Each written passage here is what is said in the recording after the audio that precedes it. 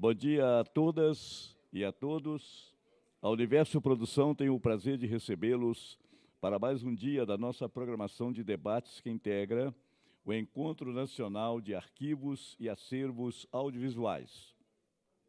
Até amanhã, 137 profissionais terão passado por aqui, no centro de 34 debates e rodas de conversa, promovendo um espaço de diálogo, reflexões, trocas de ideias e experiências. E agora teremos o debate com o tema Novas Tecnologias Aplicadas à Preservação Audiovisual.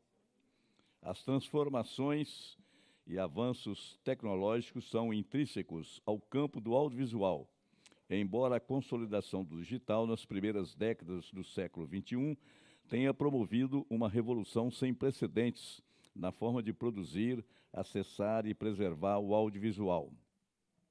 A interação entre profissionais da indústria audiovisual e empresas que desenvolvem novas tecnologias é essencial, pois pode gerar melhores resultados e soluções mais eficientes. Assim, discutiremos quais serviços e inovações estão sendo oferecidos atualmente por essas empresas e como elas estão respondendo às demandas e necessidades do campo da preservação, tanto em aspectos técnicos quanto éticos. Nós convidamos para compor a nossa mesa aqui de debate, para a mediação deste debate, nós convidamos a Inês Aissegart Menezes, diretora técnica da ABPA Rio de Janeiro.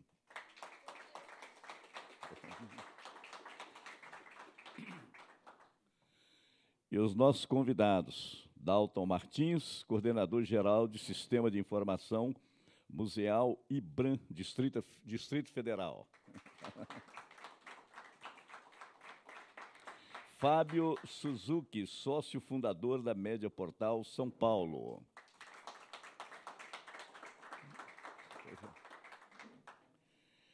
Tayane Alencar, especialista em prestação digital na Pico Shows American, Distrito Federal.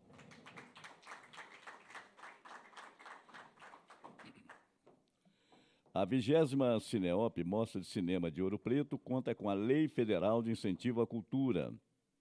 Patrocínio Master do Instituto Cultural Vale, patrocínio Itaú, Codenge, Governo de Minas Gerais e Caixa. Parceria Cultural, Sesc em Minas, Prefeitura de Ouro Preto, Universidade Federal de Ouro Preto, Instituto Universo Cultural. Realização, Universo Produção, Ministério da Cultura, Governo Federal, União e Reconstrução. Informamos que esse debate será gravado e disponibilizado na plataforma do evento, cineop.com.br, e no canal do YouTube da Universo Produção. Nós convidamos a todos vocês a seguir e marcar as nossas redes, @Universo Produção, e usar a hashtag Cineop. A cobertura completa do evento você pode acompanhar também pela plataforma cineop.com.br. E para dar início ao nosso debate, passamos a palavra para a Inês Menezes. Bom dia, eu agradeço o convite da curadoria de estar aqui, é um prazer voltar a Ouro Preto. Dou as boas-vindas para quem está com ânimo e energia de estar aqui, né, depois dessa maratona que a gente tem passado. Compartilho com vocês que Roberto Carminati não pôde vir por um imprevisto. E a gente está com essa mesa, então, de novas tecnologias aplicadas à preservação audiovisual. Então, a gente experienciou no campo do audiovisual mudanças profundas, vertiginosas, né, de formatos, de resoluções, e agora a gente está com a IA generativa. E a sensação que a gente tem no campo da preservação audiovisual é que estamos sempre um passo atrás. A gente está sempre experienciando, conhecendo novas tecnologias e tentando entender depois o que fazer, né? Como armazenar e fazer a gestão de um longa em 4K, né? Pelo quantidade, o volume de dados, né? Então a gente está nesse desafio, né? Então, além dos formatos obsoletos, assim, a gente tem, então, o desafio da preservação digital. A gente tem aquela famosa representação do banco de 3 pernas, né, de tecnologia, organização e recursos, assim, e a gente sabe que no Brasil, às vezes, a gente está com uma desses pés bambos, né? Então, nesse sentido, assim, a gente tem outros grandes desafios, como a Adriana Fresquet outro dia comentou aqui, colocou o desafio de ter projetos de cultura, de educação, de preservação diante das grandes empresas de tecnologias, né, com suas políticas, com suas práticas, para a gente não ficar refém delas, né? E além de outras questões muito caras, assim, a gente está num momento muito extremo, assim, com a questão das mudanças climáticas, e a questão do digital, ele tem um impacto tremendo nisso, né, na demanda de energia de recursos hídricos. Então, a gente pode pensar que a gente teve também essa expansão do campo do audiovisual, de políticas e programas, desde o primeiro governo Lula, né? A gente teve, então, essa consolidação de um mercado através, né, dessa descentralização de investimentos, mas isso não aconteceu na preservação audiovisual. Então, mas hoje a gente tem um processo muito interessante de amadurecimento. A gente tem, nessa gestão, nesse governo, uma diretoria de preservação e difusão audiovisual, né? Isso é inédito, isso é muito importante. Ontem, aqui na Cineop, a gente teve o primeiro encontro da Rede Nacional de Arquivos Audiovisuais, né? E, então, assim, a gente, dado esse fato, né, que a gente está sempre nesse processo de amadurecimento, de fortalecimento da área, assim, é muito importante, então, a gente ter esse diálogo, essa conexão com a indústria também de soluções da preservação do audiovisual, porque a gente precisa, então, amadurecer nossas formas, né? A gente tem, então, essa conversa, assim, que é proposta pela curadoria, pelo Universo, de nos aproximarmos do mercado da preservação audiovisual. Então, nesse sentido, a gente tem aqui o Fábio Suzuki, que vai começar a apresentar, e depois eu apresento os demais convidados. O Fábio, ele é presidente e fundador do Mídia Portal de São Paulo, já esteve aqui conosco anteriormente. Bem-vindo de volta, Fábio. Então, eu passo a palavra para ti. Você tem 10 a 15 minutos, tá? Excelente. Eu já vim, quer dizer, eu frequento o Cineop já há pelo menos uns 10 anos, né? Já estive aqui na mesa uma vez, né? Agradeço pelo convite novamente de poder falar, né, nessa questão de tecnologia, né? Tem uma empresa, a gente trabalha com tecnologia de TI, né? A gente é uma empresa de TI, mas que trabalha com essa questão de gestão, organização de grandes acervos audiovisuais, né? Acho que pode virar o próximo slide. Falar rapidamente sobre a empresa. Esse aqui é o texto da chamada, né? Pode virar. Né? Aqui, a Mídia Portal foi fundada em 2008 e a gente é pioneiro no desenvolvimento de soluções que são chamadas de Media Asset Management, né, em inglês, quer dizer, gestão de ativos digitais, né? E o que é essa questão da gestão, né? Vamos virar aqui. Eu vou explicar o que faz esse processo de gestão. Se a gente for apresentar de uma forma bastante simplificada, o que a gente precisa fazer é armazenar um conteúdo, precisa poder recuperar e utilizar, né? Parece bem simples, né, quando você fala, mas que tem grandes implicações. Então, a gente vai aprofundar um nível a mais nessa questão, né? O que é armazenar? Tem que digitalizar, tem muito conteúdo em formato analógico hoje, né? Tem que descrever para poder saber o que é esse conteúdo. A gente tem que indexar. Indexar e descrever existe uma certa similaridade, mas a gente poderia que descrever uma catalogação, indexar é usar palavras de um dicionário para poder facilitar encontrar determinado conteúdo. Isso é importante quando o acervo é muito grande, né? Quando você tem acervos gigantescos, né? Então, a indexação passa a ser um recurso importante para você indexar exatamente o que se deseja. Eu posso dar um exemplo interessante. A gente fez um trabalho com Terra da Gente, até a Mônica está aqui, né, que eles têm um acervo muito grande de plantas e bichos, né, e não é um bibliotecário que faz a indexação, é uma bióloga que ela usa os nomes científicos. Então, aqui é uma indexação, né. Depois, a gente tem a parte de pesquisa, justamente para poder achar o que se deseja, fazer a apresentação do que está lá, né, pode ter uma representação, normalmente, em baixa resolução, desse conteúdo que está armazenado, aí pode distribuir, né, que aí entra no ciclo de vida do conteúdo, né, e manter seguro para a posteridade poder reutilizar. Então, é uma coisa que se repete nesse ciclo. E aí, quando a gente vê mais detalhes, a gente pode aprofundar mais um nível aqui, né, é justamente um pouco mais de informação sobre o que cada um significa, dependendo da indústria, né? Se a gente, por exemplo, está em televisão, distribuir, fazer o broadcast desse conteúdo. Mas hoje a gente está muito integrado à internet, então uma distribuição via streaming ou OTT, né? Então, cada um desses aspectos daquelas atividades que a gente tem hoje. E aí, quando a gente avança mais um nível, que é como que a gente integra essas atividades com outros subsistemas, né? Então, podemos avançar mais um nível. Aí você vê que vai ficando cada vez mais complexo, dependendo do objetivo de cada uma dessas atividades. E aí o que a gente vê é que precisa existir uma certa orquestração de todo esse conjunto de atividades, para que eles possam ser realmente bem executados, saber quando começou, quando terminou, quem fez. Então, precisa ter uma certa rastreabilidade também de todas as atividades. E aí o que a nossa solução faz? Ela faz boa parte desses trabalhos, mas a gente acaba integrando com outras soluções através dessa orquestração que eu estou explicando para vocês, né? Eu acho que um sistema de orquestração é o que o MAN, né, o Media Asset Management, faz. Tudo bem? Né?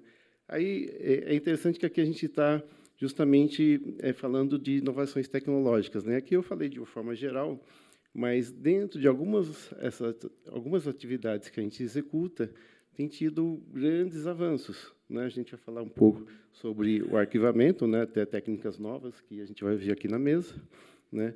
Mas, tradicionalmente, eram fitas analógicas que passaram para fitas digitais. Então, a gente tem usado a família LTO para fazer o arquivamento a longo prazo, né?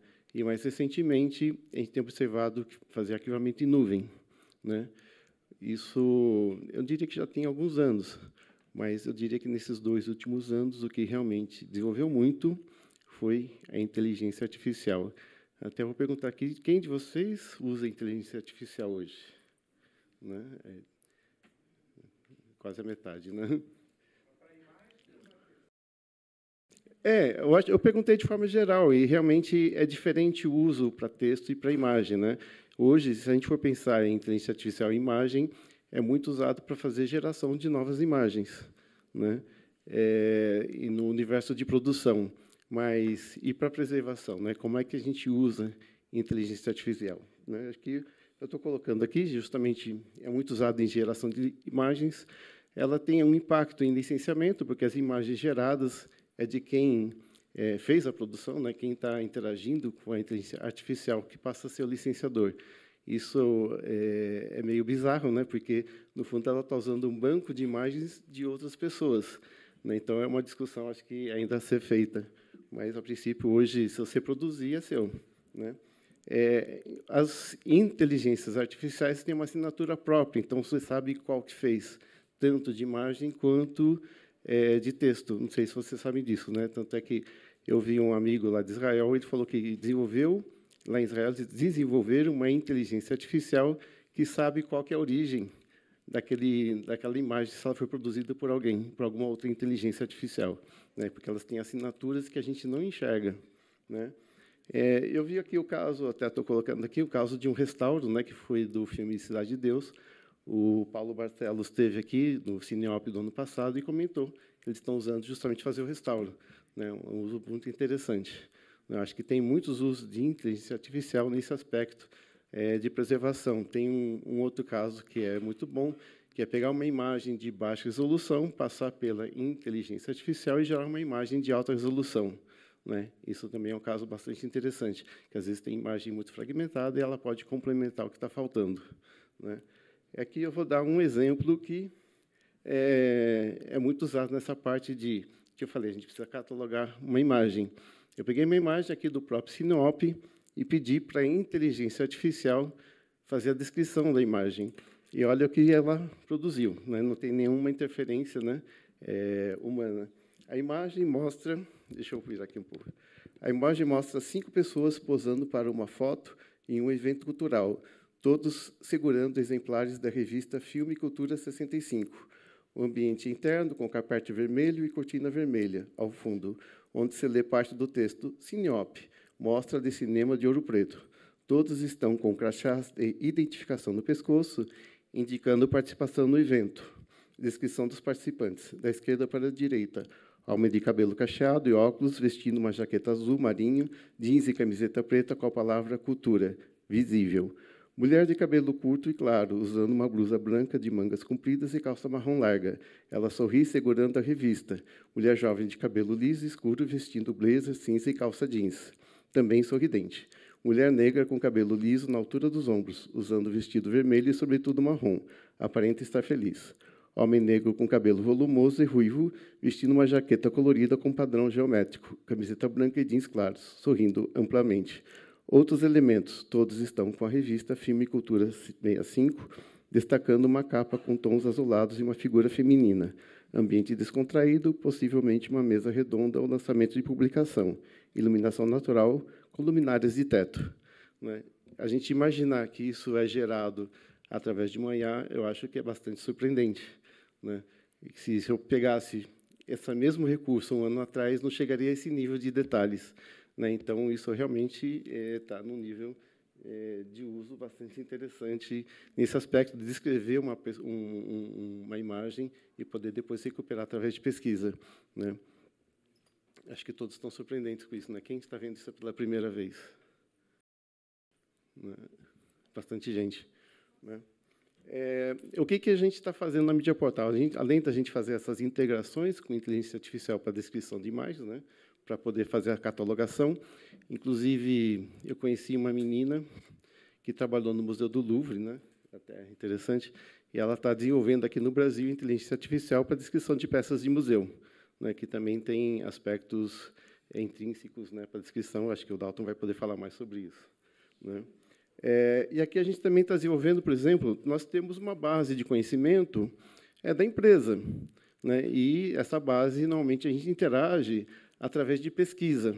Né? Eu posso pesquisar como que faz determinada coisa. Esse assunto já ocorreu. Então, a gente normalmente faz pesquisas que é estilo Google. Né? Eu acho que eu, pelo menos, desenvolvi nessa pesquisa do Google. Quem está acostumado a fazer pesquisa no Google? Todo mundo, né? A gente é da mesma geração. Né? Mas, hoje, isso mudou muito. Eu posso citar um exemplo de um amigo meu que tem um filho de 5 anos e o filho pediu o celular. Na hora, ele achou que o filho não ia fazer nada demais, né? Porque a gente está acostumado a fazer pesquisa, a criança não sabe escrever, mas, depois de algumas horas, ficou muito surpreso, porque a criança não digitou nada, conseguiu baixar um jogo, comprou uma assinatura e estava brincando lá no celular dele. Aí ele falou, como é que ele fez isso? Conversando com o celular. Né? A gente não precisa mais digitar os textos, a gente conversa. Né? Então, essa é a ideia da gente usar a própria inteligência artificial para a gente conversar com a nossa base de dados, a nossa base de conhecimento técnico da empresa. A gente está desenvolvendo isso. Né? E aí eu percebo que isso tem uma aplicação muito interessante, justamente nessa área de acervos. Se a gente tiver toda a descrição do acervo, eu poderia perguntar, tem algum evento que aparece, por exemplo, a revista 65, né, o lançamento da revista 65, então aquela imagem que a gente viu viria, né, se eu fizesse uma pergunta. Na verdade, a gente não precisa mais perguntar, quer imagens da revista 65, né? Eu posso perguntar, tem alguma coisa do Sinop? Até vocês viram que Sinop não estava escrito claramente, ele interpolou, né? Ele conseguiu formatar, né, o resto do que estava faltando. Então, é realmente impressionante, até para um ser humano fazer toda aquela descrição, talvez demoraria pelo menos meia hora, se não 1 hora, né, para ser tão completa daquele jeito. Mas a inteligência artificial faz muito rápido, então a gente ganha muito tempo. Né?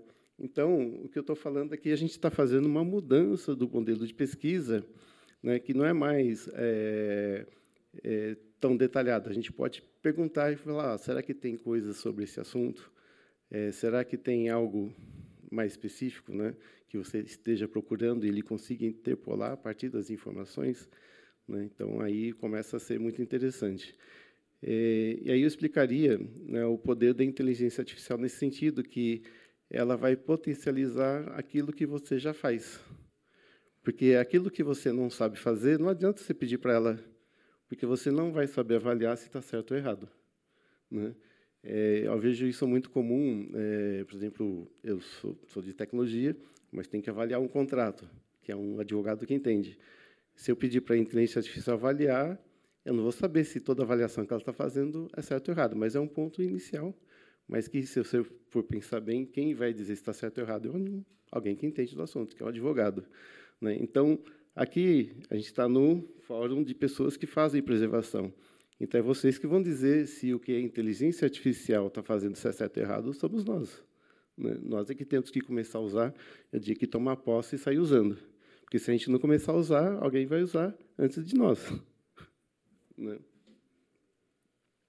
Pode virar o próximo, né? E um dos desenvolvimentos que temos fazendo mais recentemente é justamente como nós temos o acervo na mão, né? A gente está criando os portais de distribuição de conteúdo. Esse aqui é um exemplo, né, junto com a TV Novo Tempo, que eles têm o canal de televisão, a gente faz o arquivo deles, o acervo, né? E todo o material que já é distribuído via televisão, a gente também já coloca na internet através do sistema que desenvolvemos, né? E a gente está desenvolvendo isso para se tornar algo mais simplificado, oferecendo para todas as empresas, inclusive para pessoas que produzem conteúdo. Hoje até estava conversando com... Ontem estava conversando com o Dalton, não, a Dalton, que é do Unesco, né, que ele estava comentando que muita gente estava colocando conteúdo no YouTube, mas o YouTube tem políticas próprias. Então, se um governo coloca um conteúdo no YouTube, o YouTube fala, você infringiu as nossas leis, ele tira, né? As coisas, mesmo que seja uma prefeitura, uma Câmara Municipal, está tirando os conteúdos. Então, as pessoas precisam ter os portais próprios para aplicar políticas próprias. Que aí, se nós é que produzimos o conteúdo e colocamos no YouTube, no fundo, eles estão ganhando dinheiro e a gente não, né? Então, quando a gente passa a ter o nosso próprio portal, a gente pode aplicar as nossas regras de receita, né? Isso aqui, depois, se tiver alguma pergunta, eu posso falar um pouco mais sobre a inteligência artificial, né? A inteligência artificial ela é inventiva, ela vai criar coisas novas, né? O que ela cria não é verdade, que nem eu falei. A gente tem que avaliar e ter um senso crítico. E aí, o final, né? Quem quiser falar comigo, está aqui meu e-mail, né? fabio.tuzuki@mediaportal.com.br.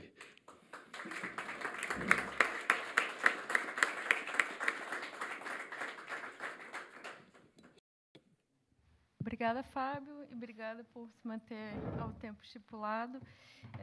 Você comentou desse mecanismo de identificação, de manipulação de imagem. Aí eu compartilho, em inglês é C2PA, em português C2PA, que é uma coalição para Coalition for Content Provenance and Authenticity, que é tipo um mecanismo de você, né, foi uma coalizão feita por diversas grandes empresas, né, Adobe, BBC, Sony, que é uma forma de criar uma série de controle de metadados e autenticidade de imagens, né? Se não me engano, ele foi incorporado, acho que é o Instagram, então tem um selo de autenticidade ou de manipulação, de intervenção de ferramentas. Bem, eu passo agora a palavra para Dalton Martins. Dalton está aqui falando em nome do IBRAM. Ele é coordenador geral de sistemas de informação museal do IBRAM.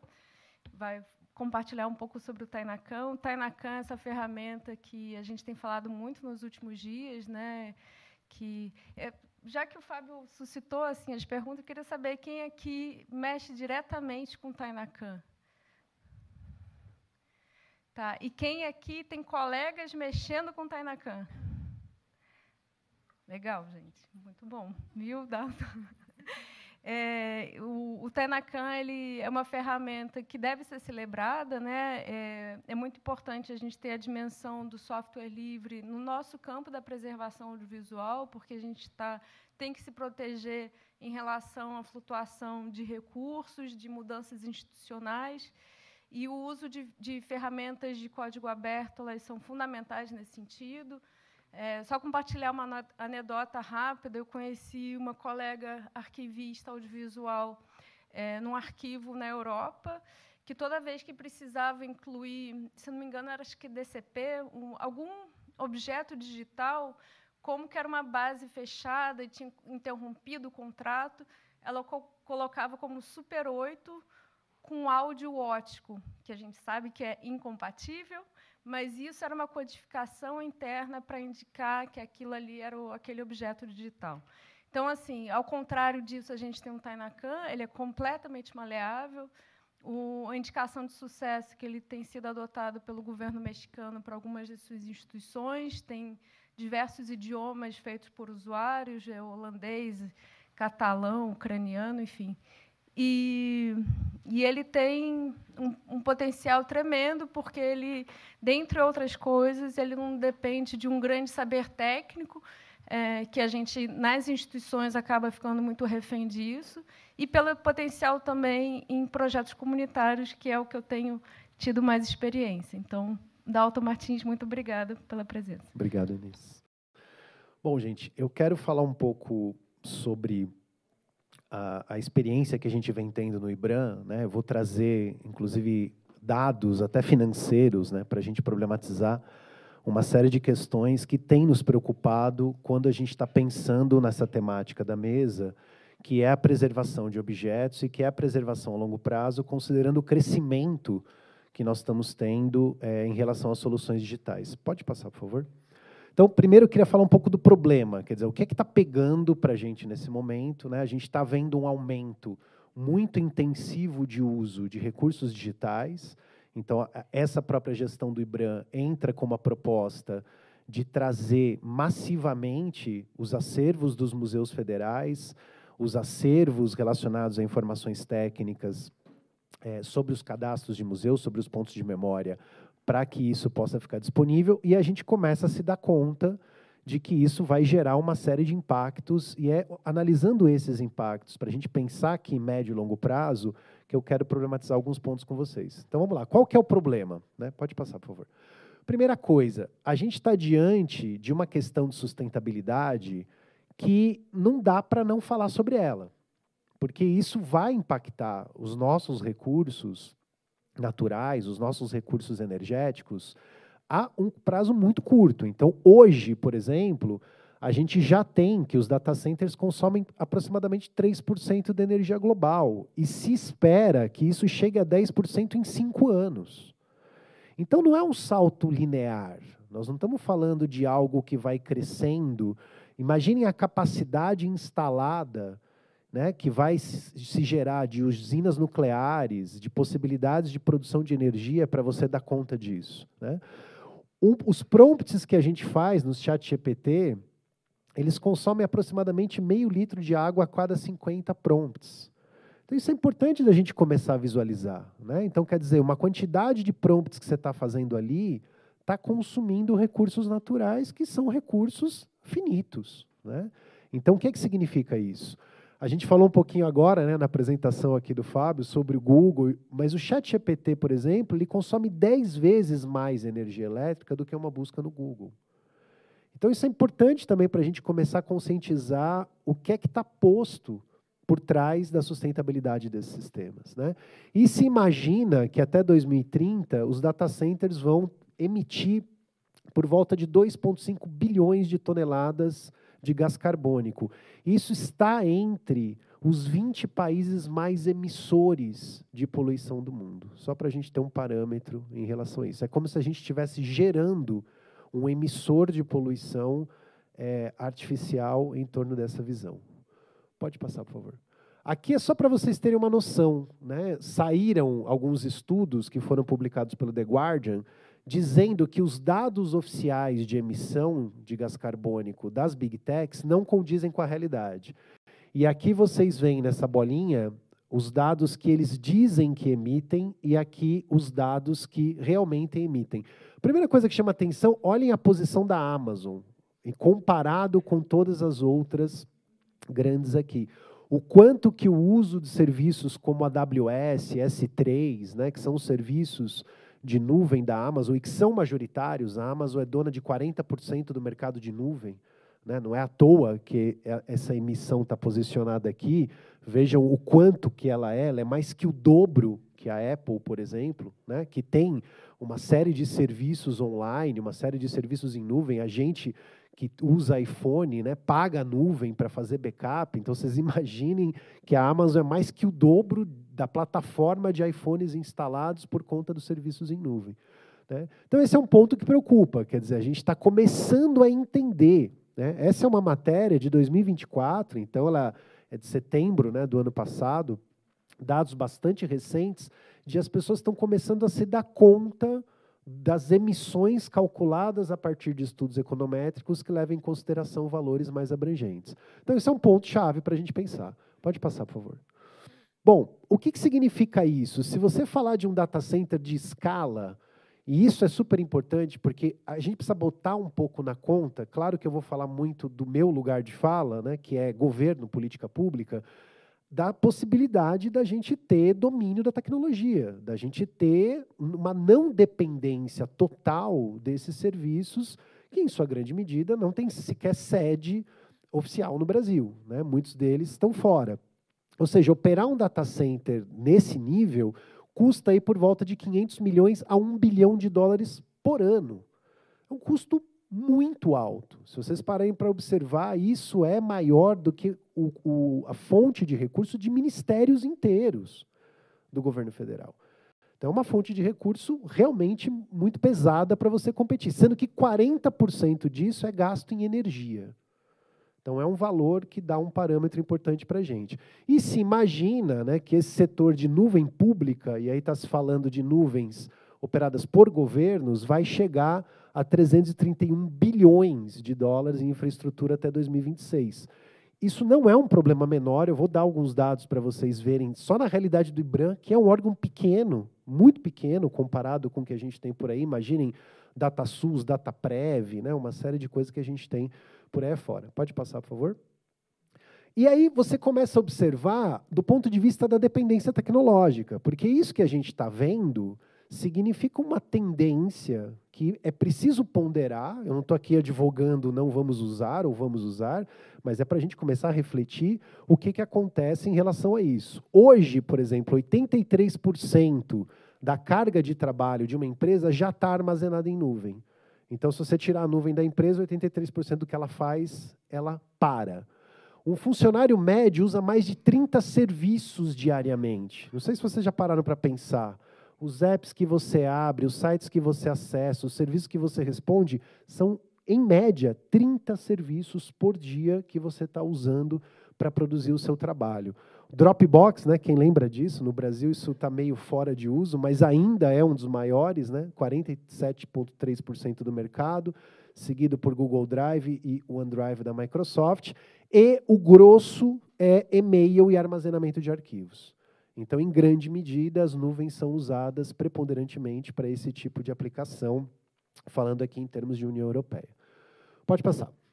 Bom, tudo bem, esse é um cenário, né? Esses dados são preocupantes, mas faz a gente pensar, acho que é importante a gente analisar isso, até para poder entender o que é que está posto.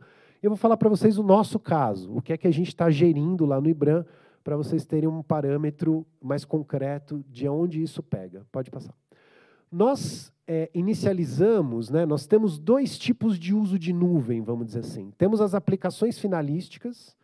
Então, o IBRAM se viu diante da necessidade, pelo alto custo, de trocar servidores, comprar garantia de sistemas de banco de dados, de migrar uma parte importante das suas aplicações para a nuvem.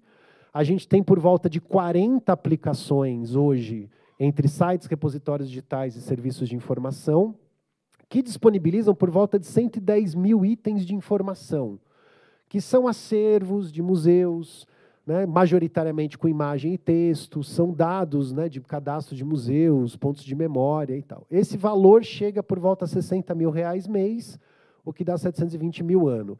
E temos a nuvem para gestão do trabalho, ou seja, o trabalho lá é todo feito em cima da plataforma Microsoft, Teams, OneDrive, né, todos os sistemas que estão colocados ali, com 685 licenças entre servidores e terceirizados, o que dá aí por volta de 816 mil ano. Ou seja, hoje nós gastamos R$1,5 milhão de nuvem, tá? Considerando finalístico e gestão do trabalho para isso.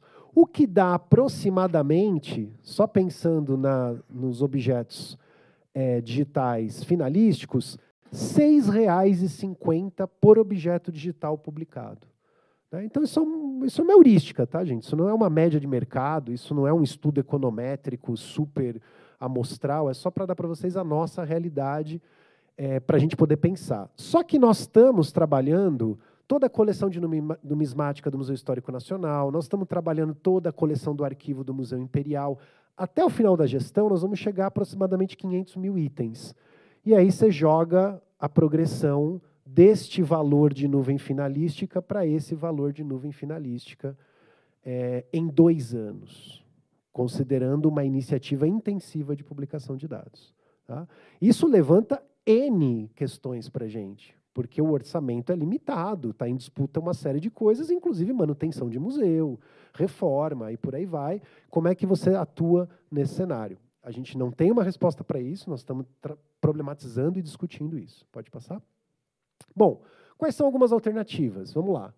Tradicionalmente, né, o que acontece? Pode passar, por favor? Se você pensar as fitas LTO, né, foi colocado aqui, que são soluções para armazenamento, eu poderia tirar uma parte desses conteúdos, né, eu poderia reduzir, de certa maneira, o meu consumo de dados, colocando uma parte desses objetos em nuvem, mas as fitas LTO, que tem aí aproximadamente 50 tera por fita, uma vida útil de 15 a 30 anos, vão exigir migração periódica, então você vai precisar de tempos em tempos migrar, né? Mas vai consumir energia, de certa maneira, né? Para atualização, para acesso. Tem um custo de migração relativamente alto e se estima aí que custaria por volta de $1.000 por petabyte mês para manter serviços em cima disso. Pode passar. Aí o que a gente começou a ver? Nós fizemos uma missão em fevereiro desse ano para o ZKM, que é como se fosse uma cinemateca na Alemanha, né, onde tem a maior parte dos acervos audiovisuais no governo da Alemanha, e nós fomos debater com eles a questão de nuvem, preocupados já com essa problemática. Eles falaram, não, a gente saiu da nuvem. Eu falei, oi? Vocês saíram? Como vocês saíram da nuvem? Não, a gente saiu da nuvem. A gente não tem mais condições financeiras de manter o tipo de produção. Vocês imaginem, né, tudo que é de produção audiovisual da Alemanha, é um consumo enorme, e eles apresentaram essa solução, que é a solução da Serabyte. E aí eu queria mostrar rapidamente para vocês, se puder entrar lá no primeiro site, que é uma empresa alemã, que começou, pode passar rapidamente aqui, só desce um pouquinho, para eles verem a imagem, aqui, ó, aqui. É uma empresa alemã que fez o quê? Olha que ideia genial. Pegou tabuinha de cerâmica. Vocês já devem ter ouvido falar das primeiras bibliotecas, escrita cuneiforme, né? Tabuinha de cerâmica. Claro que é uma cerâmica nanométrica, né? Uma cerâmica que é gravada com pulso de laser. Então, ele tem uma tecnologia super específica para fazer isso. E o que acontece com essa cerâmica? De fato, é uma película, né, de cerâmica, que vocês estão vendo aqui, onde os lasers vão bater e fazem a gravação. Não precisa de resfriamento para guardar, então é cerâmica. Pode pegar fogo, pode molhar, né? Então, você tem uma série de vantagens do ponto de vista da manutenção desse objeto. E ele não vai perder a gravação por desmagnetização, quer dizer, ele não vai precisar, eventualmente, de uma substituição em 5, 10, 15, 20 anos. Né? Tem um outro projeto que eu queria mostrar para vocês. Esse é um projeto conduzido pela Microsoft, chamado Projeto Silica.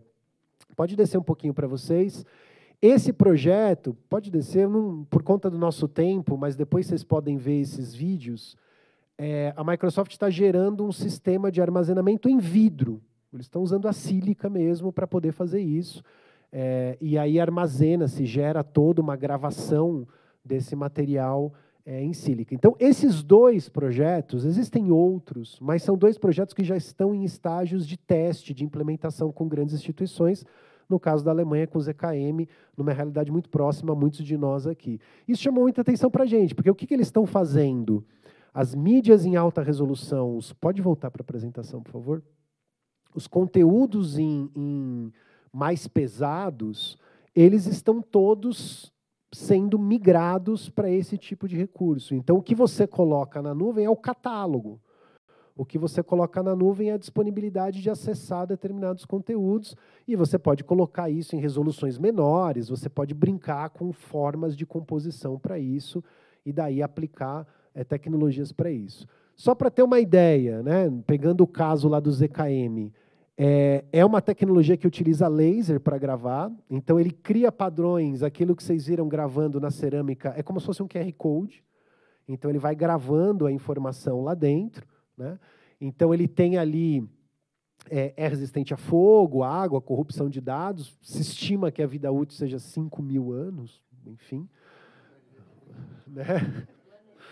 A gente não vai conseguir provar, mas enfim. Mas o consumo é próximo de zero em repouso, e isso é muito importante. Quer dizer, você não precisa manter ele em ar-condicionado, você não precisa manter esse recurso em outros lugares, o que geraria ali aproximadamente $1 por petabyte para manutenção do material, o que reduziria em 95% o custo de manutenção para isso, com cartuchos de 10 petabytes, né, por rack, e por aí vai. Então, esse é um exemplo. Isso está sendo testado com empresas como a Pure Storage, está sendo usado no CERN, que é um grande laboratório de pesquisas físicas, na Western Digital, que é uma empresa que trabalha com conteúdos digitais, mas o ZKM é uma referência importante para a gente na questão do audiovisual. Pode passar, por favor? Bom, para lidar com isso, qual é a questão, para eu finalizar minha fala? A gente entende, nós ali no IBRAM, estamos olhando para esse cenário e a gente está dizendo, bom, a gente precisa dominar isso, não tem ninguém no Brasil usando isso, não tem sequer como comprar esse serviço hoje no Brasil. Você tem representantes que dizem que vende, a gente entrou em contato, tem escritório em Brasília, o cara fala, mas não sei se está vendendo, se não está, se eu consigo entregar, se eu consigo... Isso está fora ainda de um acesso possível. Mas o que a gente quer avaliar? Né, de como eu posso analisar os estudos de caso, ou seja, fazer pesquisas, desenvolver estudos, analisar referências de quem está fazendo isso. Quais são as dificuldades, quais são as vantagens, o que é a realidade de um serviço como esse? Eu consigo reutilizar o dado, eu consigo acessar o dado? Como isso impacta a gestão, suporte, manutenção, disponibilidade da informação? O quanto isso me isola, o quanto isso me integra? Né? São questões que precisam ser colocadas. Como que eu faço um diagnóstico no meu caso da instituição? Porque, por exemplo, no caso do IBRAM, nós trabalhávamos, gente, com pendrive, com HDs, de uma vulnerabilidade muito grande. Então, a gente migra esses dados para fazer um trabalho de salvaguarda da documentação dos museus. Agora, esse trabalho, como é que fica o futuro dele, a escala dele, como é que ele evolui? Eu tenho condições hoje, como Instituto Brasileiro de Museus, de ofertar um Tainacan público para os museus de pequeno, de médio porte, dizerem, hospede seus dados comigo? Eu tenho projeção financeira para fazer isso? Né? A gente sabe que não. Então, como é que isso evolui para a gente enquanto serviço? Ou seja, o que precisa, de fato, estar online e disponível em tempo real? Isso é uma reflexão a se fazer. Em que formato, de que maneira, o que precisa? Porque senão a gente entra também numa onda... Tudo é online, tudo vai para a nuvem. Ah, legal, é a cenourinha que estão te dando, só que você está passando o cartãozinho de crédito ali no final. Né? Lembre disso. Né? O que pode ser armazenado em mídia de baixo custo e alta durabilidade? Né? O quê? Isso é uma reflexão, não há uma resposta única para isso. Então, de que maneira também é possível garantir acesso rápido, online, sob demanda, desse conteúdo que está em armazenamento de longa duração? Porque também burocratizar o acesso não é a resposta que a gente quer, mas de que maneira eu consigo integrar essas possibilidades de sistema. Isso aqui, gente, é só para dizer para vocês o seguinte, isso é a nossa agenda, né? O IBRAM virou uma ICT em fevereiro desse ano, a gente virou uma instituição de ciência e tecnologia, e a gente está começando a fazer projetos de pesquisa sobre esse tipo de coisa, para pensar a oferta de soluções aí a médio e longo prazo. Eu sei que eu não estou respondendo nada objetivamente, mas é para dizer assim, a gente compartilha do problema, e estamos buscando soluções para isso. Pode passar? Obrigado, gente. É isso.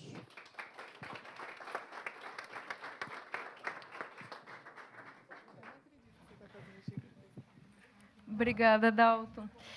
Ontem a gente teve a mesa Crise Climática e os Desafios para a Preservação Audiovisual, e eu acho que o Dalton acabou de inaugurar a preservação audiovisual e os desafios para a crise climática, né? Por nos trazer esse volume de informações. Há também a questão, né, do extrativismo para viabilizar a construção dos hardwares, né, a ampliação das zonas de sacrifício, a gente sabe disso. E a questão dos recursos hídricos. Então, agora eu passo para a Tayane Alencar, que é especialista em preservação audiovisual na PICO South America. É PICO mesmo, né? Tá. E muito obrigada, Tayane.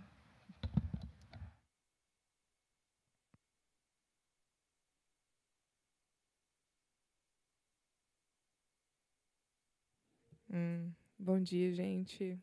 Eu queria agradecer o convite da organização do evento para vir falar sobre esse assunto.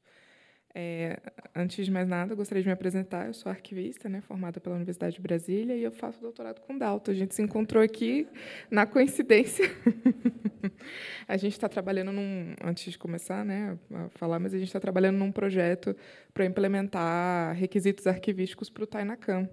Então, eu provoquei ele para uma discussão, porque eu fazia parte de um grupo de pesquisa do IFAM, e lá eu vi um acervo lindo do patrimônio material brasileiro sendo tratado, sendo indexado, um esforço gigante de uma equipe muito competente para fazer esse levantamento, né, do nosso patrimônio material, mas eu não via ninguém discutindo como preservar essas informações, né? Então, assim, lá, essa é uma história pública, mas lá uma vez caiu um raio no data center deles, proprietário, e eles perderam várias informações. E eu pensei, gente, mas quem está pensando, né, em implementar requisitos arquivísticos para poder fazer essa gestão e essa segurança da informação nessas informações? Então, aí eu procurei o Dalton e a gente vai aplicar isso num acervo do Tainacam para tentar colocar requisitos de segurança nesses acervos. Então, eu, arquivista, estou pensando agora também muito mais voltado para os acervos culturais, porque tem uma galera da arquivologia pensando nos acervos arquivísticos, né?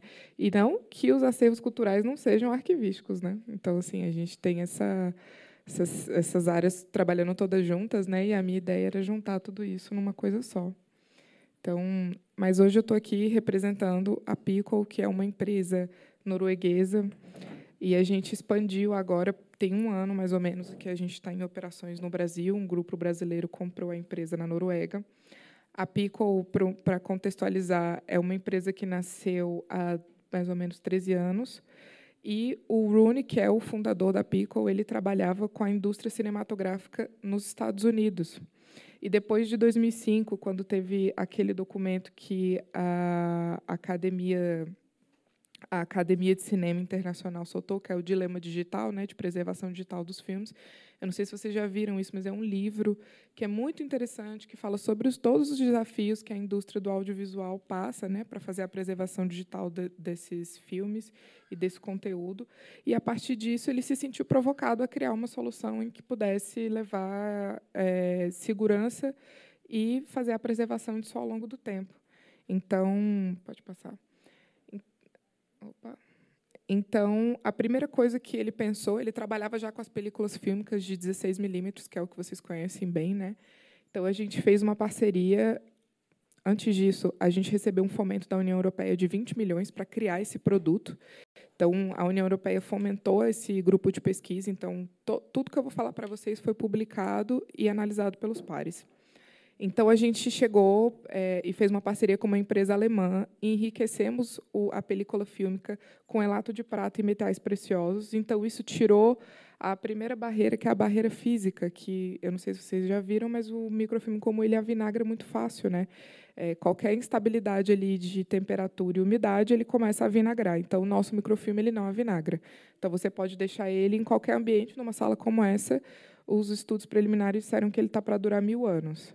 Então, essa barreira física a gente ultrapassou. A gente até já visitou alguns colegas que estão aqui na sala, a gente viu algumas salas que já estão em estágio avançado ali de deterioração, e uma migração desses filmes seria a primeira ação para poder fazer a preservação desse conteúdo. Então, a gente consegue garantir que você deixando ele aqui dentro dessa sala, ele vai durar 1000 anos. Depois de passar essa barreira física, nós temos a barreira digital, porque a gente não só trabalha, a gente começou a trabalhar com audiovisual, mas a gente trabalha hoje com diferentes arquivos de diferentes suportes. Então, a gente, ao invés de gravar o fotograma como um microfilme comum, a gente grava o dígito binário, que é como o computador interpreta as informações. Esse slide está em dígito binário, o computador está interpretando as combinações de zeros e uns. Então, ao invés de gravar o fotograma, a gente grava esses dígitos binários. E isso permite que a gente grave qualquer extensão de arquivo. E aí tem alguns clientes que a gente faz a gravação dos acervos deles e dos leitores desses acervos. Isso significa que ele não vai precisar ficar migrando suporte constantemente e nem migrando os formatos constantemente. Então, essa ação gera uma economia absurda, né? Porque até em nuvem a gente tem que fazer a migração desses formatos. Com a nossa tecnologia, a gente não precisa. E aí eu gosto de lembrar... Pode passar esse slide, por favor? Eu gosto de lembrar que a tecnologia ela é patenteada única no mundo somente da gravação, mas a reversão desse dígito binário em informação, a gente entrega a engenharia reversa para os clientes. Ou seja, o nosso produto é um produto que é para durar pelo menos 1000 anos, mas a gente não tem como garantir que a gente vai existir, né, daqui a 1000 anos. Mas a gente garante que vocês vão conseguir ler os dígitos binários, porque a gente entrega a engenharia de leitura dessas informações. Então, como o Dalton trouxe aqui, que a gente gasta muita água, gasta energia, gasta recursos para manter acervos em nuvem. Nós temos clientes hoje no Brasil, a gente acabou de fechar o maior contrato da empresa global, apesar de só ter 1 ano que está operando aqui no Brasil, que é um grupo privado de saúde, que eles foram procurados por essas nuvens, as maiores, Google, Amazon, para dizer, olha, a gente não tem mais, pelo cálculo aqui de expansão de vocês, que são petabytes mês, a gente não tem mais onde armazenar suas informações. E aí eles começaram nessa saga que o Dalton está lá no IBRAM, de procurar uma tecnologia em que ele possa tirar as informações dele na nuvem, porque informações de saúde, por legislação, ele tem que guardar parte desse acervo para sempre, ele não pode eliminar. E aí eles têm dinheiro, mas não tem mais data center para colocar. A gente tem a nuvem do governo hoje, que a gente tem conhecimento de que tem empresas de abastecimento de energia, que eles têm o data center inteiro e não tem energia para ligar. Em Brasília, a gente tem esse problema com a nuvem pública.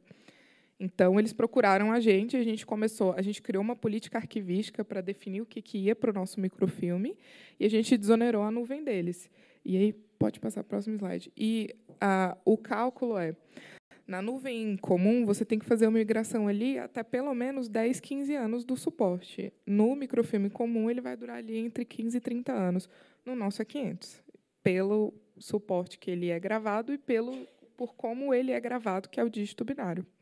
Então, depois que você grava o microfilme com a gente, você não precisa mais ter a recorrência de energia para guardar, nem a recorrência de nuvem. Esse cliente da saúde, em específico, nós fizemos o cálculo, a gente fez um recorte ali de um acervo deles que é de 9 petabytes, e, pelo menos, até o 2º ano de contrato, eles já teriam todos os recursos que eles pagariam em recorrência só para guardar na nuvem, eles já teriam esse recurso de volta. Ou seja, ele gravou o microfilme, ele comprou a máquina leitora, e, no 2º ano, ele já não teria mais que pagar mais nada, coisa que, com a nuvem, ele teria que continuar pagando. Ele gastava, em média, 9 milhões por ano só para manter na nuvem. E aí, como pesquisadora, eu não tinha conhecimento de que o Google, quando ele está, a nuvem do Google, pelo menos, quando eles estão lidando com esses acervos tão grandes, eles têm prazos muito grandes para a devolução das informações. Então, às vezes, o paciente de saúde pedia o documento e esse laboratório demorava quase 30 dias para entregar as informações por causa dos prazos do Google. Então, assim, ele paga para guardar, ele paga para mexer, ele paga para fazer o download e ele ainda não tem um serviço que é satisfatório. Então, o nosso microfilme, a gente coloca ali no início um índice de indexação, e aí tem clientes que nós já fazemos por inteligência artificial, tem clientes que a gente coloca arquivista, equipe especializada para fazer, porque depende da natureza, né? E a gente consegue recuperar as informações do microfilme inteiro em até 15 minutos. Então, esse cliente da saúde, como é a saúde, não pode esperar, né? Então, a gente tem um contrato com eles que tem informações que a gente precisa entregar em até 1 hora. Então, apesar de estar num suporte físico, anti-cyberataque, adulterações ali, mas a gente consegue entregar e não retira desses clientes o poder de utilização das suas informações. Lógico, eu não recomendo que sejam colocados no microfilme documentos ali corriqueiros do dia a dia, um memorando, um e-mail. Mas, porque a gente já chegou em lugares que as pessoas queriam colocar tudo, e você fala, calma, não é viável, né? Existe um tempo para gravação, existe um tempo de gestão. Então, como a empresa agora é brasileira, nós fizemos agora a gente está fazendo aqui uma parceria com o Exército para transformar ele num produto de estratégia de defesa nacional, porque ele é um produto anti-cyberataque. A gravação dele está sendo feita no Brasil, então a gente cumpre a LGPD, porque antes os dados precisavam ser mandados para a Noruega, porque só existem 3 laboratórios no mundo, que é o da Noruega, um do México e agora esse nosso brasileiro. Então, como está sendo produzido aqui, e a gente está com essas parcerias com a indústria nacional, a tecnologia ela tem um preço muito competitivo, dependendo do volume de informações, a gente compete ali frente a frente com o microfilme comum. Com as nuvens, como eu falei, no 2º ano de contrato já tem um retorno financeiro de 100%. Então, e além do valor histórico e arquivístico, no sentido de você estar preservando de fato as suas informações, né? E aí, para mim, isso não tem um valor inestimável, né? Porque em nuvem, por mais que a gente ache que está ali seguro, mas as suas informações não estão sobre a sua custódia. O microfilme, você vai botar ele debaixo do seu braço, pode fazer 2 cópias, e aí aqui a gente entra numa nova discussão arquivística, que é, quando eu gravo dígito binário, eu não gravo uma cópia. Ele é como se fosse uma reprodução do original, e eu posso ter quantas reproduções eu quiser. Então, isso garante que eu consiga manter um aqui dentro da minha instituição. Eu posso colocar um dentro de um banco, num cofre, num banco. Eu posso deixar com a nossa empresa, que a gente tem um cofre de segurança para manter as informações dos clientes. Então, não é só uma cópia, né? É uma reprodução dos dígitos binários, que aí você acaba tendo mais de um original. Que os meus amigos arquivistas não me ouçam. Pode passar. Então, os nossos clientes, a empresa já opera há 12 anos, né? Então, ele é um produto que foi pensado, até a caixa que guarda ele foi pensada para proteger ele. Então, ele aguenta fogos, incêndios de grandes proporções. A gente fez alguns testes com vazamento de radiação. Então, você não tem como adulterar a informação. A única maneira é meter na tesoura nele, mas aí, né, a gente tem que garantir ali uma segurança ali da caixa. Os nossos clientes, a gente começou com os estúdios de Hollywood, praticamente todos já são nossos clientes. Hoje, a maior indústria que é cliente da Pickle global é a Bollywood, na Índia. Eles têm ali... A gente tem estúdios de cinemas inteiros guardando com nós. Eles têm volume de dados que a gente nem consegue mensurar mais como empresa, porque o pessoal da Índia, os nossos parceiros da Índia, eles estão assim de um tamanho que está imenso. Lá na Índia já tem 2 laboratórios, nem na Noruega, onde a empresa começou, tem 2 laboratórios. Então, porque realmente eles viram que para a nuvem, para o tanto que eles produzem, já não era mais viável. Então, eles procuraram a gente, e a gente acabou crescendo muito nesse sentido, principalmente na indústria do cinema lá. Foi a primeira vez que o Vaticano digitalizou documentos, então a gente fez a digitalização da Biblioteca do Vaticano, e aí eles fizeram a preservação das obras de arte, a gente faz digitalização 3D também, então a gente tem muita coisa guardada hoje conosco. Eu não trouxe aqui no slide, mas aquele banco de sementes que fica eu não sei se já ouviram, um banco de sementes da Amazônia que fica guardado no Ártico. Esse banco é nosso. A gente emprestou para o governo brasileiro para eles guardarem algumas sementes lá. E aí nós fazemos anualmente o depósito de informações históricas da história da humanidade. Então, a gente já tem documentos brasileiros lá, a gente tem documentos de Santos Dumont, Lei Áurea, claro que são documentos públicos. É um projeto que a gente tem, que é um projeto muito... É um projeto social para a guarda da memória do mundo, né? Não é nada que vai levar informações sigilosas ou infligir leis aí dos países, mas é um projeto muito bacana. Pode passar o próximo, por favor. E aí, no Brasil, a gente tem 2 clientes muito grandes também da TV, né, que é a Band. A Band fez a migração aí do audiovisual deles de um acervo considerável conosco. Eles não guardaram no Ashko, eles mantiveram lá na Band com eles, porque eles estavam lá com salas com fitas de LTO que estavam avinagrando, então a gente fez a migração dessas fitas para os nossos microfilmes. A Globo fez também uma migração de alguns acervos deles e fez o depósito do primeiro Fantástico do Milênio com a gente no bunker, no Ashko. Então, a Globo e o Arquivo Nacional foi nosso cofundador há pelo menos 8 anos que a gente fez a inauguração do bunker. Hoje a gente tem documentos de todos os continentes e quase todas as nações. Muita gente já depositou. Pode passar. Então, é isso. Eu indico que vocês acessem o site da empresa para vocês conhecerem melhor os nossos cases. Lá a gente tem cases separados por área. A gente tem indústria, a gente tem cinema, a gente tem arquivos. No Brasil, a gente já tem muitos cases consolidados. No Rio de Janeiro, a gente tem o Detro, que a gente produz quase 22 milhões de imagens por ano de documentos dos cidadãos, então, assim, brasileiros. Então, a gente é uma empresa que está muito consolidada nesse sentido, e aí eu espero que o Dalton agora, que a gente consiga ter uma conversa, porque agora é uma crítica que eu faço, assim, né, uma rusgazinha assim, dessa tecnologia que ele trouxe, porque a gente conheceu essa tecnologia de gravação no vidro, mas é vidro, né? Ele resiste a fogo, mas ele não resiste à queda. Você jogou no chão, quebrou. O microfilme, não. Você joga no chão, sapateia nele, ele está lá intacto. A gente tem, no nosso site está disponível lá todos os nossos testes de fricção para vocês terem acesso. A gente conheceu eles porque a gente queria conhecer como fazia a gravação do QR Code deles. E é bem parecido com a gravação nossa do dígito binário. Realmente é uma gravação segura. Realmente inclusive, a empresa que fez os testes de fogo com eles é uma empresa alemã que também fez os nossos e a publicação dos estudos. É uma tecnologia boa, mas hoje eu estou defendendo o meu aqui. Então, é isso, gente. Se vocês tiverem dúvidas, a gente está à disposição. O Eduardo, que trabalha comigo, está aqui também, que é o nosso diretor de relações. Então, vamos conversar e estamos aqui disponíveis. Obrigada pelo espaço.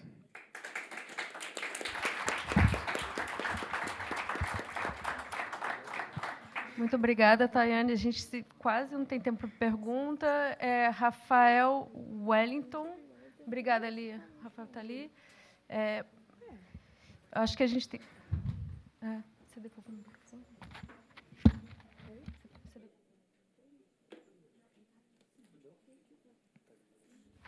Eu peço que se identifiquem, por favor, por conta da gravação.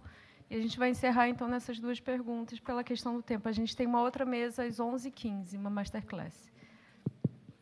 Alô? Não tem tempo. Bom dia. Obrigado por permitir esse breve debate, ainda mais depois da mesa. Foi muito interessante. Aqui é Rafael de Luna, sou do Laboratório Universitário de Preservação Audiovisual da UF, Niterói. Obrigado pela fala. Fábio, eu queria fazer uma pergunta para o Dalton e para a Tayane, especificamente. Tayane, eu não sei se você sabe, mas um representante da Pickle esteve aqui há 10 anos atrás, ainda quando a empresa era norueguesa. E foi uma fala superlativa também. Acho que melhorou, saiu um cineasta, entrou um arquivista, mas ainda falta alguém com mais familiaridade com o campo da preservação audiovisual. E a minha pergunta é um pouco técnica, porque você falou que a diferença da película são metais preciosos, mas o avinagramento não é causado pelos metais da emulsão, mas pelo plástico, né? É um processo de deterioração do plástico. E o Brasil é a vanguarda da deterioração, né? A gente tem casos de poliéster, que seria a solução para o filme de segurança, que é o que mais avinagra, que é o triacetato, também se deteriorando. Então, não é o metal precioso que vai evitar o avinagramento, que é uma reação química do plástico em temperatura e umidade. Mas eu achei muito interessante a empresa ser brasileira agora, e você falou que tem um laboratório aqui.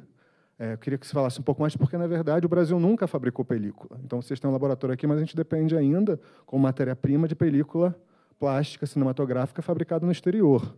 Então, acho que isso é uma questão interessante, discutir a opção em cerâmica ou discutir a opção ainda no suporte plástico cinematográfico, que é a dependência de insumos estrangeiros, porque tem toda a questão ambiental que foi tratada, tem a questão também das matérias-primas, da dependência de metais ou plásticos, etc. E aí, nesse sentido, também, assim, eu acho quando eu comecei o Lupa, tem 7 anos, eu tive uma conversa com a Sony, que estava lançando o ODA, que também falava a mesma coisa, o ODA, etc., baixo custo.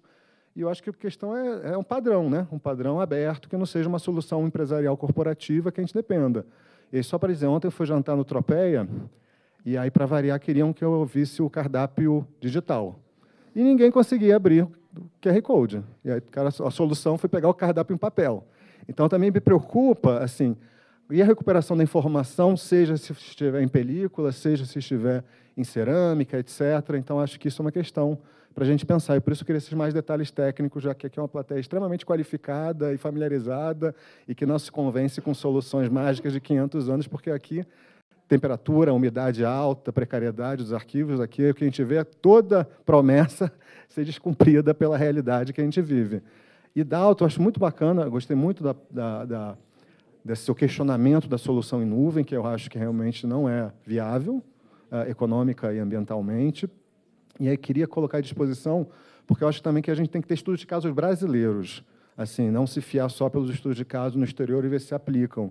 E aí a gente está criando o Instituto Nacional de Ciência e Tecnologia, o INCT, em Preservação e Restauração, que são arquivos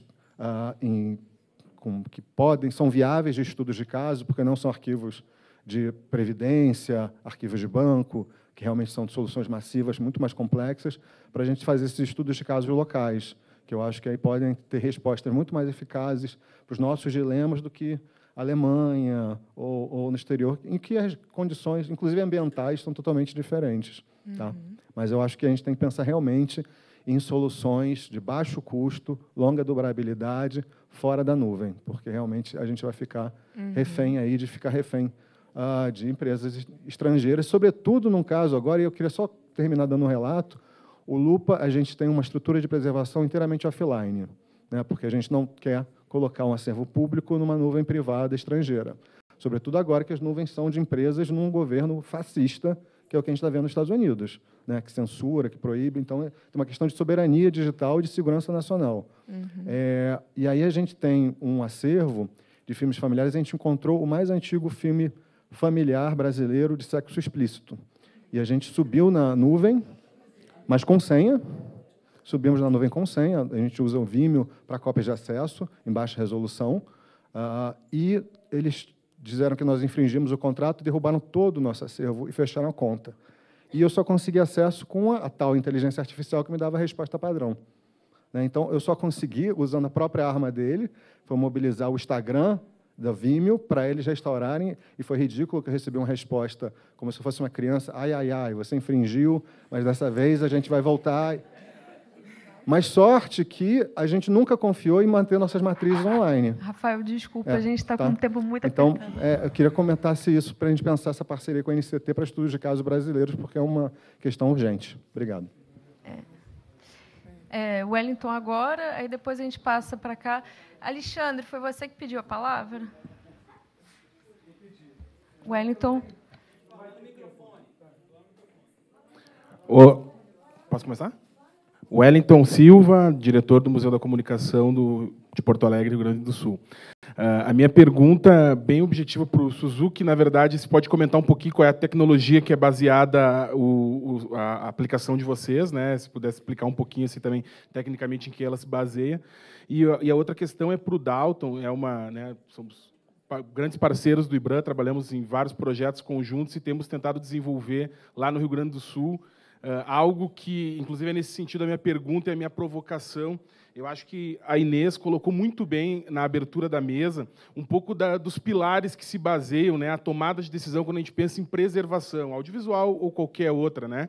E eu entendo que, muitas das vezes, o debate, seja ele na esfera da gestão pública ou na gestão institucional, ele está muito centrado em cima da apreensão, por assim dizer, desenvolvimento, a concepção da tecnologia mais adequada. E, inclusive, o nosso debate aqui hoje foi muito centrado em cima disso, e, sem dúvidas, essa é uma frente fundamental. Mas, a partir do lugar da onde eu falo, né, enfim, e a gente observa que é muito assim dentro do chão dos museus, assim, a gente tem uma necessidade que foi destacada ali pela Inês no preâmbulo, que é a organização. E aí, assim, o que mais me provoca e me afeta no dia a dia de trabalho, é isso que a gente vem tentando resolver e né, tentando dar passos nesse sentido por lá, é a compreensão de que, independente da tecnologia ou independente dos protocolos que sejam assumidos, se nós, enquanto uma rede institucional, não caminharmos juntos, a gente nunca vai conseguir, de fato, avançar. Porque o debate de soberania, o debate da tecnologia mais adequada, ele não pode e ele não vai ser definitivo enquanto a gente assumir ele enquanto instituição. A gente precisa assumir ele nas diversas ordens, enquanto uma secretaria, enquanto, né, um ministério, um instituto, enquanto uma nação. Então, assim, acho que isso vale para a preservação digital, vale para os mecanismos de difusão, inclusive, que foi o trabalho que conseguimos avançar mais lá com o programa Acervos da Cultura, que a gente trabalha lá no Rio Grande do Sul, muito centrado na parte de difusão, porque é isso que os gabinetes têm sensibilidade. A gente sempre pregou algo que é fundamental, inclusive para selecionar o Tainacan e outros softwares, cada um para a sua finalidade, que é entender a necessidade, para qualquer tecnologia funcionar, que se tenha uma popularização a partir de uma comunidade ativa. Porque a tecnologia pode ser a melhor do mundo. Se só eu uso, ela vai se tornar obsoleta e ela não vai ser funcional daqui 1 ano, daqui 5 anos. Então, assim, como que uma iniciativa de mercado se torna consenso? Eu entendo que não é a partir do mercado, é a partir da nossa organização. Então, nós precisamos discutir esses protocolos. Daí a pergunta, para finalizar aqui, desculpa se me estendi, vai para o Dalton. Eu destaco uma iniciativa do IBRAM, alguns anos atrás, que foi reforçada em 2021, que, por exemplo, que é uma medida mínima, que vai até mais no senso da documentação, que é o próprio Inventário Nacional de Bens Musealizados, que é algo muito discutido, que eu acho que não é um instrumento perfeito, mas que é um instrumento fundamental, porque ele começa a construir essa ideia de guarda-chuva e obriga, para quem olha para isso, discutir. Vamos discutir o modelo do IBRAM, que está sendo proposto aqui, podemos até propor outra coisa.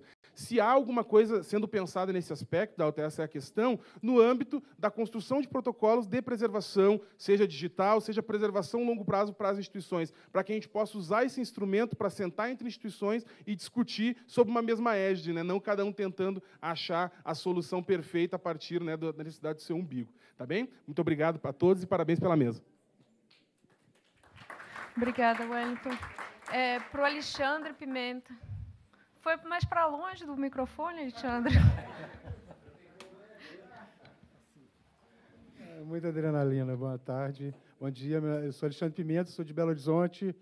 Eu estou reivindicando o prêmio de maior frequentador do Cineop, que eu venho desde o primeiro. É rápido, eu queria te perguntar, Taina, eu estou acessando agora um acervo com 10 mil rolos em película, 35mm negativo, que estavam fechados há 30 anos.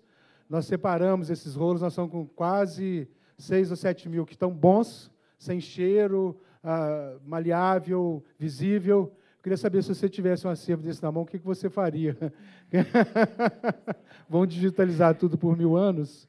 E como que você escanearia isso? Como que você agiria nesse caso? Obrigada. Eu tenho um vídeo, mas não dá para mostrar de 5 minutos, posso mostrar depois. Fica também a pergunta para o Fábio. Obrigada. Então, Tayane, quer começar? Tá, pode ser. Respondendo Rafael primeiro, Rafael, essa pessoa que veio aqui há 10 anos atrás, ela não representa a empresa. Nós tivemos problemas jurídicos consideráveis com essa pessoa, inclusive ele está sendo notificado judicialmente porque ele usou o nome da nossa empresa no Brasil para fazer coisas muito questionáveis e criminosas. Então, eu queria dizer que ele não tem nada a ver com a gente, não tem nada a ver comigo e nem com a empresa agora, que é o CNPJ brasileiro, só para deixar claro. Então, a gente não tem nenhum vínculo com essa pessoa, nunca teve, e estamos tentando responsabilizá-lo por tudo que ele fez em nosso nome aqui no Brasil. A outra questão do suporte do filme, eu não consigo falar tecnicamente e quimicamente sobre os metais que estão na composição, mas isso foram estudos publicados e eles são públicos. A gente consegue dar acesso para todo mundo para provar, porque eles passaram por testes baseados em norma ISO sobre a resistência dele a altas temperaturas, a resistência dele à oscilação de umidade. Então, ele é feito em poliéster e esse enriquecimento fez com que ele conseguisse durar por mais tempo. Eu sei que, conhecendo melhor agora, a indústria do audiovisual tem uma certa resistência a algumas mudanças, ao uso de poliéster, enfim. Mas a gente está aberto a esse diálogo para tentar explicar, para mostrar como que ele foi produzido e como que não traz nenhum tipo de alteração para como ele está sendo quando tem essa migração desse microfilme comum para o nosso microfilme. A gente já consegue fazer esses testes, inclusive a gente está sendo testado agora pela Justiça, né, porque a gente está passando por chancelas para ver se realmente a gente consegue garantir cadeia de custódia, que é a validade jurídica para o que está gravado no nosso microfilme. Então, agora acredito que eu, como arquivista e pesquisadora, trouxe uma visão muito qualitativa para o nosso produto. Acreditem, a gente chega em alguns lugares e as pessoas querem digitalizar tudo, botar tudo, e nós, como empresa privada, é dinheiro, né? Para nós é bom, mas a gente tenta conscientizar as pessoas sobre o uso e sobre a segurança desse produto. Então, te convido a conversar melhor conosco para você entender melhor. Então, eu acredito que a chancela do nosso produto seja, principalmente, os clientes estrangeiros que já produzem conosco há muitos anos, há mais de 10 anos. Então, a gente tem como mostrar, nós fazemos hoje com clientes a prova de conceito, que a gente chama, que a gente leva no laboratório e mostra como é feito. Então, essa parceria que a gente está tentando fazer na Zona Franca de Manaus é mais uma das nossas ações para trazer para o território nacional, para a gente ter essa segurança de ter uma indústria nacional que esteja produzindo as nossas tecnologias, para a gente não dependa do ambiente externo, né? A pandemia foi um grande aprendizado. A gente não produzia máscara, não produzia cotonete, não produzia algodão, não produzia seringa. Então, a nossa ideia de trazer o CNPJ para o Brasil e transformar a gente numa filial aqui da América do Sul, da South America, né, é realmente para trazer essa segurança, principalmente para cumprir a LGPD, que é a nossa maior legislação hoje, que impede que a gente armazene em nuvens estrangeiras. E, respondendo à última pergunta, se eu tivesse um acervo desse tamanho, eu chamaria uma empresa especializada para fazer uma consultoria arquivística, para pelo menos te indicar ali ações emergenciais para você dar início, para diminuir o dano, a extensão do dano do seu acervo. É isso, assim, eu chamaria um arquivista. Chama um arquivista.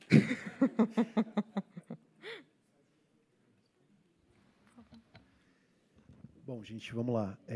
Acho que, Rafael, sobre a tua questão, não sabia do INCT, muito bom saber. Acho fundamental saber que a gente vai ter no Brasil um INCT voltado para preservação e restauro.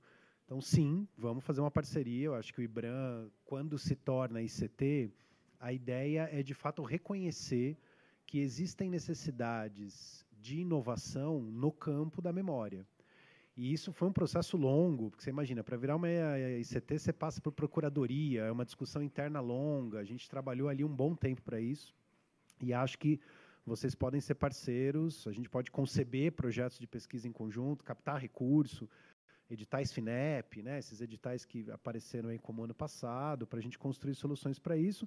E, assim, a minha posição sempre vai ser um pouco essa, tanto como professor, né, da universidade pública, quanto gestor, de que a gente desenvolva tecnologias e crie processos de apropriação de conhecimento e, na medida do possível, de código aberto, livre, né, para pensar aí hegemonia nacional. Então, vamos conversar. Wellington, tua pergunta é sensacional, porque ela abre assim... Eu vou te responder ela em 3 frentes, porque é como a gente está se organizando para essa reta final da gestão da presidenta Fernanda, né? Eu acho que, assim, a gente está atuando em 3 ações que são convergentes. Do ponto de vista da política, a gente, no ano de 2025, está focando o programa Reconexões no fortalecimento do Sistema Brasileiro de Museus.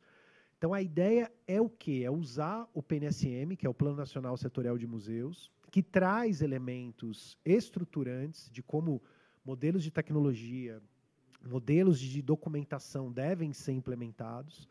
Então, essa ação ela vem carregada de uma forma de implantar o PNSM para o sistema brasileiro, ou seja, para os estados, para os municípios, para as instituições federais, para ter orientações técnicas de como essa política deve acontecer. Então, o que o IBRAM está fazendo é ir para campo. Primeiro, Reconexões aconteceu essa semana, inclusive, e daí ele começa a rodar o Brasil, fazendo parceria com os estados, para discutir a implantação do plano. É um plano de 10 anos e que traz diretrizes muito importantes de padronização, de tecnologia, considerando modelos abertos, interoperáveis, né, esses princípios todos que nos regem. Em relação a isso, a gente está produzindo um passo a mais, que é, de fato, apresentar um modelo de metadados brasileiro para a área de museus, que seja um avanço do inventário nacional, que dialogue com o inventário, mas que seja um modelo, e que agregue as práticas de catalogação que já existem e um banco de vocabulários controlados. A gente tem um monte de tesauros por aí, a gente tem dicionários, e que está tudo espalhado, nós estamos agregando isso e fazendo um repositório. Então, você vai ter um repositório de vocabulários controlados, um modelo de metadados e uma orientação de catalogação para isso. Na frente, né, essa é a frente política. Ao lado da frente política, a frente de formação. A gente entende que parte importante do que nós estamos discutindo aqui não é ensinado nos cursos de graduação. Então, o museólogo não sai formado para isso. E aí ele vai para o mercado de trabalho e ele fala assim, Python? O que é isso? É uma cobra? O que é esse trem? Entendeu? O OpenRefine, é tudo muito esotérico para ele. E, de fato, é um problema. Então, o IBRAM está lançando esse ano, em parceria com a Universidade Federal do Espírito Santo, um curso de ciência de dados para museologia. Um curso EAD, autoinstrucional, gravado em vídeo, está sendo feito nos estúdios da universidade. É um curso concebido por museólogos e cientistas de dados, um curso longo que vai gerar certificação, vai poder ser incorporado pelos profissionais, inclusive no seu currículo, e a gente entende que isso vai promover um pouco o acesso a práticas de catalogação, de documentação, usando tendências de automação que estão postas aí. E na terceira frente, que eu chamaria uma frente técnica de atuação do IBRAM, nós estamos lançando agora, no segundo semestre, o Batalá, que é um plugin complementar ao Tainacan para gestão de processos. Processos de movimentação, processos de restauro, processos de preservação, processos administrativos relacionados à instituição. E junto com o Batalá, vem um banco de processos. O Museu Paulista, né, ali em parceria com a gente, está documentando um conjunto de processos para a gente poder dizer, olha, você tem o plugin de gestão de processos e você tem um banco de processos. Então, você quer usar um processo?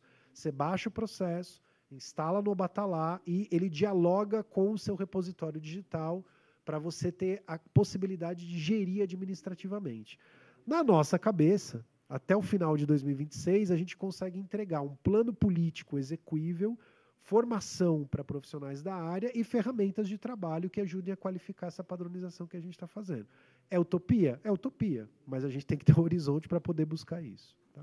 É isso. Adoramos utopias, Dalton. Maravilha. Por fim, o Fábio, para encerrar. Gente, só para avisar, a gente tem uma mesa daqui a pouquinho, então o Fábio vai dar as suas respostas, a Vivian vai conduzir um sorteio e a gente vai dar espaço para a nova mesa acontecer, tá? Obrigada. Bom, vou procurar ser rápido por causa do tempo, mas, em primeiro, eu quero aproveitar e falar para o Dalton que, nesse processo de padronização, implementação, execução, a gente já tem bastante experiência, a gente pode contribuir bastante nesse trabalho, até porque a gente também tem começado a trabalhar com acervos museológicos dentro do nosso sistema de gestão de ativos digitais, né? Os acervos museológicos são físicos, mas nada como criar representação digital e aplicar técnicas que já existem desenvolvidas. Respondendo à pergunta do Pimenta, é interessante que a gente começou a trabalhar com sistemas de gestão de ativos digitais há pelo menos uns 20 anos, né? E, na época, a digitalização ainda não era encarada como uma atividade de preservação, mas hoje ela já é. Então, realmente, digitalizar, eu diria que é um passo importante nessa preservação. E aqui eu aproveitaria para citar, né, que tem a Simone Domis do Ceará, que ela tem um scanner de alta resolução que poderia facilitar muito esse trabalho, né? Então, encontrar parcerias aqui eu acho que é interessante, né, e formatar, né, essas iniciativas em conjunto, né? E sobre a pergunta, estou sendo bem direto, né, para ser rápido, o Hélio estava comentando, né, como é que a gente desenvolve o nosso sistema, né? A gente é uma empresa brasileira, somos brasileiros, então a gente está dentro do mesmo ecossistema de todos, né? A gente está sobre as mesmas leis, mesmo ambiente. Então, a gente sabe como é difícil conseguir recursos para implementar projetos. Dessa forma, a gente procura sempre estar usando software livre, procurar conhecimento acessível para poder implementar. Eu poderia citar vários casos, né? Por exemplo, para fazer conversões de vídeo, a gente usa FFmpeg, acho que todos usam, mas no começo da existência a gente procurava software proprietário porque a gente achava que teria mais respaldo. Mas é bem o contrário, né? Realmente, quando a gente passa a ter soluções livres mais abertas, a gente consegue ter muito mais flexibilidade e implementação. Isso se contrapõe, né? A maioria das concorrências que a gente participa realmente é com sistemas estrangeiros, mas a gente acaba realmente se destacando por conta que a gente, por causa dessa política de procurar software mais acessível, mais livre, mais aberto, a gente passa a ter um custo muito mais acessível, principalmente por causa do mercado brasileiro, que é muito mais restrito em termos de uso de recursos, né? Até citando um pouco, né, que o Dalton estava colocando essa questão, né, o sistema de computação hoje ele é um risco, né, porque está aumentando o custo energético. E é interessante que eu já comparei algumas soluções de concorrentes, né, eles usam, às vezes, 5 vezes mais equipamentos do que nós, né, para fazer uma solução. Então, além da gente procurar o mais acessível, a gente já procura o de menor custo a longo prazo, né? E aí o que é interessante é que, falando até um pouco, né, para fazer projetos, a gente tem procurado dar aos nossos clientes mais recursos de gestão, né? E por exemplo, implementar quais metadados que precisam ou quais fluxos que precisam é um recurso que a gente está desenvolvendo e deixar na mão dos nossos clientes. Eu sei que a gente está avançando, né? Eu acho que esse ano se torna realidade também. Muito obrigada, Fábio. Então, Vivian, é contigo. Bom dia. Tá ligado? Tá. Sou assistente de palco hoje. Alô? Minha voz é fraca. Mas vamos lá. Dá para ouvir? Então, é o seguinte, a Pickle trouxe alguns brindes. São 2 vinhos e 2 carregadores de celular. São isso, né? Eu contei. Então, só para organizar, a gente vai sortear um vinho, um vinho, um carregador. E, desculpa, esse microfone é estranho. Alô. E eu obrigada. Queria também agradecer a vocês pela presença e agradecer a todo mundo. E só avisar que, depois do sorteio, é importante a gente sair rapidinho da sala, liberar. Quem for ficar para a Masterclass agora, assina de novo a lista e entra novamente, tá? A gente tem que fazer esse padrão. Tem, vai ter tradução simultânea, vai ser em francês. Isso, vai ser tudo aqui fora. Então, tem que sair, pegar o carregador, o radinho, tá? E voltar, tá bem? Muito obrigada mais uma vez pela presença.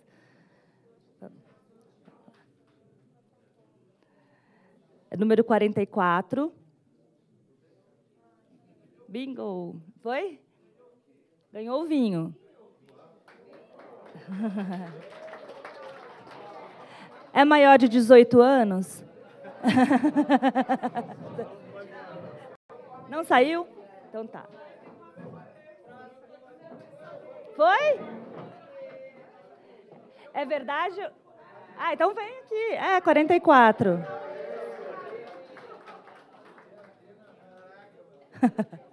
Maravilhosa. Valquíria. Tem que fazer foto. Parabéns. É bom que você tem presente para alguém. Vai ali, ó. Caraca, não. Não é melhor fazer a foto com a Tayane?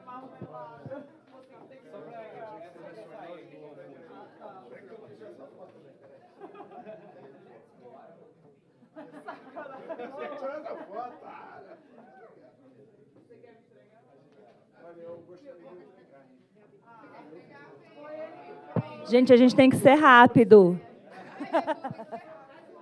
Eu vou sorteando o próximo número. Número 31. Vai ganhar um carregador de bateria, né? Uma bateria portátil.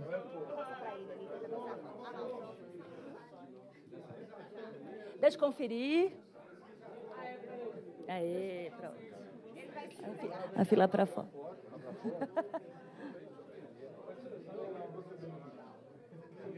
Número 15. Aí, ganhou o vinho.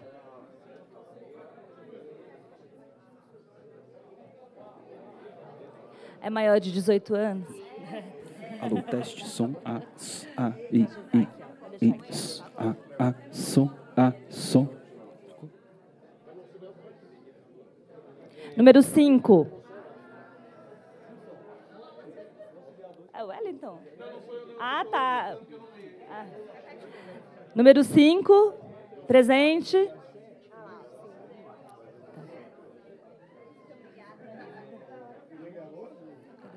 Ganhou.